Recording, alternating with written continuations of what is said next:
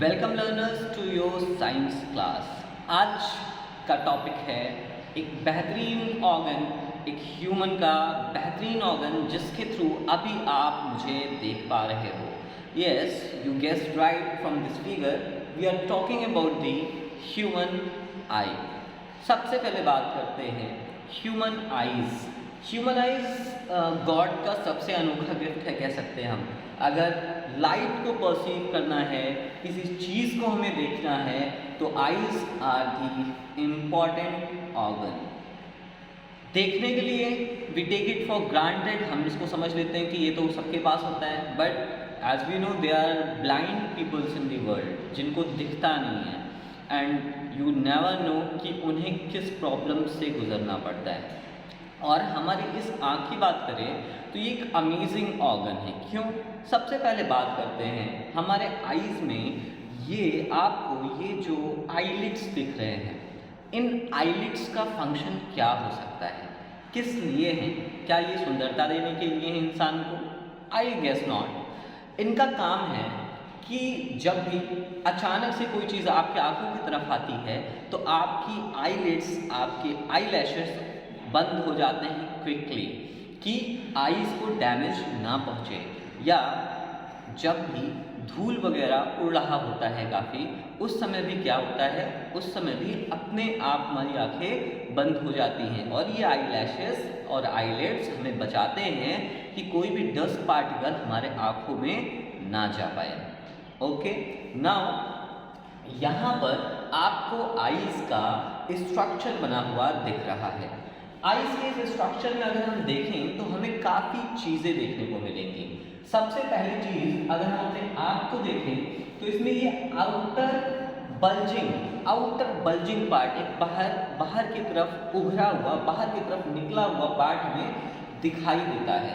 Transparent होता है, इसलिए हम देख नहीं सकते उसको, ठीक है। तो transparent bulging part, this is the transparent bulging part of eye, and we call this as cornea. क्या कहते हैं इसको? हम इसको बोलते हैं cornea, transparent bulging part of the eye. Transparent bulging part of eye, बाहर की तरफ निकला हुआ आईज का पार्ट क्या कहलाएगा? एग्जैक्टली कॉर्निया कहलाएगा। कमिंग टू द नेक्स्ट, सबसे पहले हम अपने आँख के 3 लेयर्स के बारे में जानते हैं। सबसे ऊपर का लेयर, इसे हम बोलेंगे sclera. What we call this layer as sclera. The next brownish layer are called choroid. This is the second layer, and the innermost layer of the eye is retina. This is the retina. तो सबसे पहले हम बात करते हैं अपने first layer की, that is sclera. क्या हम स्क्लेरा को देख सकते हैं? क्या आप स्क्लेरा को देख सकते हो? क्या कभी आपने स्क्लेरा को देखा है? I hope you are correct. हम सब स्क्लेरा को देख सकते हैं। इसको कहा जाता है, it is also known as white of the eye. हम आईज में अपने ये जो वाइट पार्ट देख रहे हैं, ये कुछ और नहीं बल्कि स्क्लेरा ही है। तो अब स्क्लेरा को क्या बोल सकते हैं? White of the I. White of I is called sclera. चलिए, अभी हम आ जाते हैं अपने आईज में। यहाँ से स्टार्ट किया हमने, ये आउटर बल्जिंग पार्ट जो में बाहर उभरा हुआ पार्ट, ट्रांसपेरेंट उभरा हुआ पार्ट रहेगा, उसे हमने बोला कॉर्निया। कॉर्निया के बाद हमें दिखता है कि हम सबके आंखों का कलर डिफरेंट हो सकता है। किसी के आंखों का कलर ब्लैक हो सकता है, किसी का ब्राउन हो सकता है, even some may have blue eye colours also. बहुत रेयर होता है blue eye colour, but some may have, like Aishwarya Rai film star of our have a blue eyes colour. वो आई कलर किस वजह से होता है, we will discuss it some another day, but आज के लिए हम देखेंगे कि what gives, which part of the eye gives the colour to the eye. कौन सा पार्ट कलर देने का काम करेगा आई को? तो ये रहा हमारा कलर देने वाला पार्ट, जो कॉर्निया के बाद आता है। This we called as iris. Iris सबसे पहले लिखेंगे gives colour to the eye, gives colour to the eye. अब हम देख सकते हैं कि ये जो आइरिस बना हुआ है, ये दोनों आइरिस ही हैं, और ये जो आइरिस बना हुआ है इसके बीच में इस जगह पर हम देख सकते हैं कि एक होल है, एक छोटी सी जगह मौजूद है। ये यही आइरिस की सेंट्रल पार्ट में ये जो अपर्चर है, central aperture of the iris, ये जो होल है, इसी होल को हम लोग बोलने का काम करते हैं, इसी होल को हम लोग बोलने का काम करते हैं pupil. What we call this? We call this as pupil. क्या लिखेंगे हम लोग? Central aperture, central aperture in the iris. Iris के अंदर जो सेंट्रल अपर्चर है। देखते हैं प्यूपिल का काम क्या है। प्यूपिल का काम आप समझ सकते हो कि जब भी लाइट है, लाइट की रे है, वो हमारे आंखों के अंदर एंटर कैसे करती होगी? पहले वो कॉर्निया पे आती होगी, कॉर्निया के बाद कहाँ पर? वो प्यूपिल से होके जाती होगी। ठीक है, तो क्या करता है central aperture in the iris. Iris के अंदर जो सेंट्रल अपर्चर है, जो सेंट्रल कैविटी है, उसी को हम प्यूपिल कहते हैं। Allows the entry of light, allows the entry of light. Entry of light को क्या करता है? अलाउ करता है। आइरिस के काम को भी देखते हैं यहाँ पर। Iris regulate the amount of light entering into the I. Iris क्या करता है? रेगुलेट करता है कि कितनी लाइट हमारे आंखों के अंदर जाएगी और कितनी नहीं जाएगी। जैसे एग्जाम्पल के लिए, जब हम किसी के आईज में टॉर्च जलाते हैं, उस समय हम देखेंगे कि उसका जो प्यूपिल है, जो ब्लैक कलर का पार्ट आपको दिखता है आंखों में, वो हमको दिखाई देगा कि वो छोटा हो जाएगा। छोटा इसलिए हो जाएगा, जैसे ही हमने लाइट जलाया तो ये आइरिस क्या कर रहा है? ये आइरिस कर रहा है क्योंकि बहुत ज़्यादा लाइट अंदर की तरफ जा रही है, इतना लाइट आंखों को नहीं चाहिए। तो इस समय आइरिस क्या होगा? आइरिस इस तरह से बढ़ जाएगा। अगर आइरिस बढ़ गया तो प्यूपिल का साइज कैसा हो जाएगा? छोटा हो जाएगा। अगर आइरिस बढ़ गया इस तरह से तो प्यूपिल का साइज छोटा हो गया, और आइरिस अगर वापस से रिलैक्स हुआ तो प्यूपिल का साइज बड़ा हो गया। तो इस तरह से हम देख रहे हैं कि iris regulates the amount of light entering into pupil, entering into pupil। प्यूपिल के अंदर जो लाइट एंटर कर रहा है उसको रेगुलेट कराने का काम भी कौन कर रहा है? करेक्ट, उसको रेगुलेट कराने का काम भी हमारा आइरिस कर रहा है। एज यू ऑल्सो नो कि it gives colour also to our eyes. ये कलर भी देने का काम करता है। इसके सेंट्रल पार्ट को, इसके सेंट्रल कैविटी को हम लोग प्यूपिल कहते हैं, जिसको हिंदी में हम पुतली कहते हैं। जब हम डिम लाइट में जाते हैं, जब हम डिम लाइट के अंदर जाते हैं तो हमारी ये प्यूपिल्स बड़ी हो जाती हैं। हमारी ये प्यूपिल्स क्या होंगी? बड़ी हो जाएंगी। आइरिस फैल जाएगा और प्यूपिल कैसी हो जाएंगी? बड़ी हो जाएंगी। बड़ी प्यूपिल क्यों हो जाएंगी? क्योंकि तब हमारे आंखों के अंदर ज़्यादा लाइट जा सकेगा। जब हम किसी धूप से, गर्मियों के दिन में आपने ये चीज़ शायद नोटिस की हो, जब हम बाहर एक ब्राइट लाइट से, धूप से अचानक से घर में आते हैं, अचानक से किसी डार्क रूम में आते हैं, तो हमें कुछ समय के लिए बहुत क्लियरली सही से दिखाई नहीं देता है, और कुछ समय बाद, कुछ ही मिनट्स बाद हमें वापस से सब कुछ उस डिम लाइट में भी दिखने लगता है। एक्चुअली यहाँ पे जो काम हो रहा है वो यही आइरिस कर रहा है। आइरिस पहले जब हम ब्राइट लाइट में बाहर थे गर्मियों के दिन में, सूरज में, तो ये अपने आप ये प्यूपिल को छोटा कर दिया था। इसने प्यूपिल को क्या कर दिया था? छोटा कर दिया था कि लाइट अंदर कम एंटर करे। लेकिन जब हम किसी डिम लाइट में जाते हैं जहाँ लाइट ऑलरेडी कम है, तो ऐसे सिचुएशन में ये आइरिस ऐसे बड़ा होगा, ये आइरिस ऐसे रिलैक्स होगा और प्यूपिल की साइज बढ़ जाएगी ताकि आराम से लाइट उसके अंदर एंटर कर सकें। तो अभी आपको आई होप ये चीज़ समझ में आ गया होगा कि क्यों लाइट जब हम टॉर्च किसी की आंखों में जलाते हैं तो उसका प्यूपिल क्यों छोटा हो जाता है। I hope you got this point. जानते हो इसका इस्तेमाल इसलिए भी किया जाता है कि कोई डेथ हो गया है, कोई किसी की डेथ हो गई है या नहीं, तो डॉक्टर उसकी आंखों में खोल के टॉर्च जला के ये चीज़ चेक कर सकते हैं कि उसका प्यूपिल रिएक्ट कर रहा है या नहीं रिएक्ट कर रहा है, उसका आइरिस। अब हम आ जाते हैं यहाँ पर, एक्चुअली इस जगह पर एक लिक्विड भी भरा होता है, इस जगह पर एक लिक्विड भी भरा होता है। इस लिक्विड को हम लोग कहते हैं, we call this liquid as aqueous humour, aqueous humour कहते हैं हम इस लिक्विड को। नाउ उसके बाद आप देख सकते हैं कि प्यूपिल के बाद अगर हम यहाँ, ये प्यूपिल है हमारे जो आइरिस के बीच में क्या है, कैविटी है जो हमारा प्यूपिल है, इसके बाद हम देखें तो यहाँ पर एक लेंस टाइप का स्ट्रक्चर दिख रहा है, एक्चुअली इसी को हम आई लेंस कहते हैं। अब this structure is known as eye lens, eye lens कहते हैं। किस शेप का ये आई लेंस दिख रहा है हमें? This is of convex lens. क्या है ये? कॉन्वेक्स लेंस है, कॉन्वेक्स आई लेंस है। अब हम सबको पता है लेंस का काम क्या होता है। लेंस का काम है बेंडिंग ऑफ लाइट। तो जो लाइट का पार्टिकल हमारे आंखों के अंदर प्यूपिल के थ्रू एंटर किया, उसको बेंड कराने का काम कौन करेगा? ये लेंस करेगा। बेंड क्यों कराना है? ताकि बेंड होके वो लाइट कहाँ पे पड़ सके? इस रेटिना के लेयर पे पड़ सके।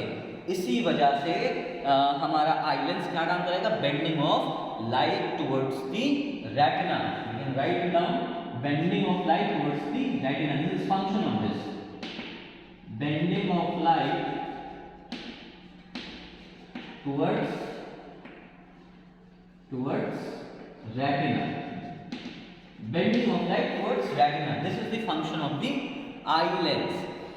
अब अगर हमें कोई पास की चीज देखनी है या कोई दूर की चीज़ देखनी है, तो दोनों में इस आई लेंस को अपना फोकल लेंथ एडजस्ट करना पड़ता है, अपने फोकस को एडजस्ट करना पड़ता है, ताकि हम क्लियरली किसी इमेज को देख पाए। खासतौर पे दूर और पास की चीज़ देखने पे हमें इस आई लेंस को एडजस्ट करना पड़ता है। और हमारे इस आई लेंस को एडजस्ट करने का काम आप यहाँ पर देख सकते हो। यहाँ पर ये दो लिगामेंट्स जुड़े हुए हैं जो इसको, इस आई लेंस को इसके पोजीशन पे बनाए रखे हैं। इन लिगामेंट्स को हम क्या नाम देते हैं? इन लिगामेंट्स के कई नाम एक्चुअली हो सकते हैं। कुछ लोग इसको सस्पेंसरी लिगामेंट बुलाना पसंद करते हैं, सस्पेंसरी लिगामेंट, या कई लोग इसको बुलाते हैं, क्या बुला सकते हैं? जैसे आपके बुक में भी यहाँ पर सस्पेंसरी लिगामेंट की जगह सिलेरी बॉडी या सिलेरी मसल भी लिखा हो सकता है, सिलेरी मसल या सिलेरी बॉडी लिखा हो सकता है। अब इसका काम आप समझ सकते हो, जैसे कि इसने किसको पकड़ के रखा है? लेंस को, आई के लेंस को पकड़ के रखा है, तो उसके फोकल लेंथ को एडजस्ट करने में, मतलब डिस्टेंट और नियर की चीज़ों को देखने में मदद करता होगा। Helps in adjusting the focal length of eye lens, helps in adjusting the focal length of eye lens. I hope आपको ये चीज समझ में आ गई। Now coming to this big part, ये जो बड़ा सा पार्ट आपको यहाँ पर दिख रहा है आईज में, इस जगह पर एक्चुअली खाली नहीं है, यहाँ पर भी एक फ्लूइड भरा होता है। इस फ्लूइड को, जो यहाँ पर भरा होता है, इस फ्लूइड को हम कहते हैं विट्रस ह्यूमर। क्या कहते हैं इसको हम? I am erasing this right now. इस पार्ट को हम क्या कहते हैं? इस पार्ट को हम कहते हैं विट्रस ह्यूमर। यहाँ पर जो लिक्विड भरा है, vitreous humour, jelly like liquid inside the I, jelly like transparent liquid देख सकते हैं, जेली लाइक ट्रांसपेरेंट लिक्विड। समझ गया आप बात को? अब हम बात करते हैं कि यहाँ से जब रेज बेंड हुई और बेंड होके पड़ी कहाँ पर? रेटिना के इस जगह पर। रेटिना के इस जगह को हम कई नाम से जान सकते हैं। इसको हम कई नाम से जानते हैं। इसको हम जान सकते हैं फोविया सेंट्रालिस नाम से, फोविया सेंट्रालिस, या इसको हम जान सकते हैं, या इसको हम किस और नाम से जान सकते हैं? इसको हम येलो स्पॉट नाम से जान सकते हैं। येलो स्पॉट इसलिए जानते हैं क्योंकि यहाँ पर एक प्रोटीन होता है जो येलोइश कलर इसको देने का काम करता है, जिसका नाम है ल्यूटिन। ल्यूटिन प्रोटीन होता है। तो इसको एक और नाम से जान सकते हैं, येलो स्पॉट हो गया, फोबिया सेंट्रालिस हो गया, या हम इसको बोल सकते हैं मैक्यूला ल्यूटिया, मैक्यूला ल्यूटिया। अब देखिए इस जगह की खासियत ये है ना कि इसके पास ढेर सारे नर्व एंडिंग्स होते हैं, ढेर सारे नर्व एंडिंग, मतलब यहाँ ढेर सारे नर्व्स हैं। वो नर्व्स क्या काम करेंगे कि जो ऑप्टिकल इमेज आंखों में जो हमने देखा, जिसका ऑप्टिकल इमेज हमारे रेटिना में फोविया सेंट्रालिस पे पड़ा है, उसको ये भेज देते हैं हमारे ब्रेन के पास थ्रू दिस थिंग। अब इसको क्या कहते हैं? इसको हम कहते हैं ऑप्टिक नर्व। क्या कहते हैं इसको? ऑप्टिक नर्व, ऑप्टिक नर्व्स, ठीक है, ऑप्टिक नर्व्स। अभी फोविया सेंट्रालिस, येलो स्पॉट या मैक्यूला ल्यूटिया, इसका काम है, इसके पास पहले बात हम लिख सकते हैं कि लॉट ऑफ नर्व एंडिंग्स। ये प्लस साइन का मतलब आप समझते हो ना, प्रेजेंट होना, तो इसके पास क्या प्रेजेंट है? लॉट ऑफ नर्व एंडिंग, कई ढेर सारे नर्व्स के एंडिंग मौजूद हैं, और इसके वजह से यही मैक्यूला ल्यूटिया हमारा क्लियर शार्प इमेज देने का काम करता है। ये भी फंक्शन इसका, gives clear and sharp image.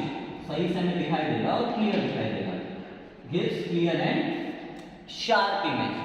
अब यहां से हम देखें अगर, तो हमारे मैक्यूला ल्यूटिया या इस रेटिना के पास दो अलग अलग टाइप के सेल्स मौजूद होते हैं, ठीक है।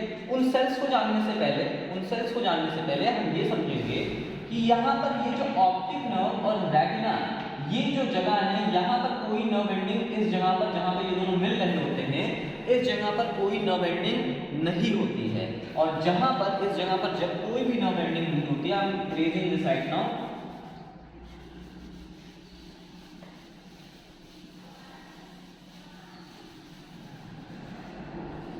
देखिए, और जब यहाँ पर कोई भी नर्व एंडिंग नहीं होती है तो हमको यहाँ पर कुछ भी दिख नहीं सकता है। इसी वजह से हम इसको बोलते हैं, इस पोजीशन को बोलते हैं ब्लाइंड स्पॉट। क्यों?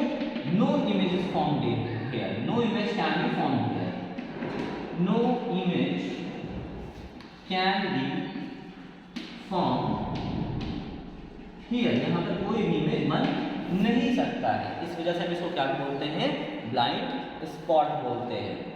अभी हम अपने रेटिना के लेयर पे आते हैं या फोविया सेंट्रालिस पे आते हैं। Actually that contains two type of cell, the first one is rods and the second one is cones. Rods जो हैं ये ब्राइट लाइट में ही काम करते हैं, works in bright light, bright light में काम करते हैं सर।